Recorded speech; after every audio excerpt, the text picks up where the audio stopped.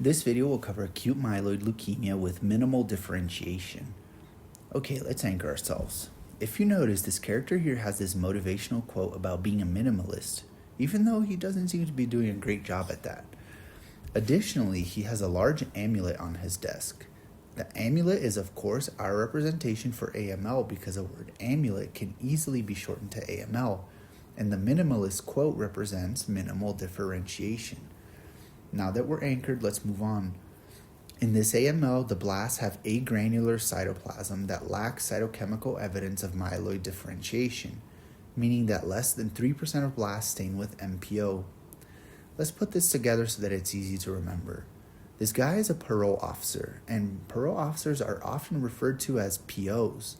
This PO is eating an apple, which is our symbol for myeloid, since apple in Greek is Milo, and Milo sounds like Milo.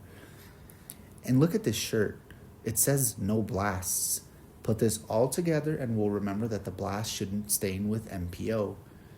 The blasts in this AML typically express CD13, 33, 117, 34, and HLA-DR.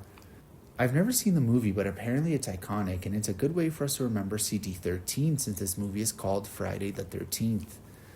To remember CD33, we have this toy gun here which has a caliber of 33 and has been our symbol for CD33 in prior videos. CD117 or C-Kit is, as you guys know, represented by this first aid kit for obvious reasons. Whoa, this door in particular looks really dirty. The dirty door is our prompt to remember CD34 because the number 34 sounds like dirty door. This character has a post-it note here so that he doesn't forget he has an appointment scheduled with the doctor who works for the HLA hospital. Self-explanatory. Okay, now let's cover the myeloid antigens indicative of greater degrees of maturity, which are expected to be negative in this AML.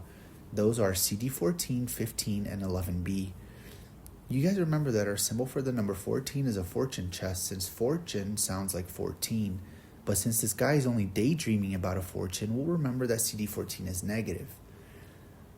Oh, it looks like he's saving up to buy a quinceañera dress for his daughter. That's what it is.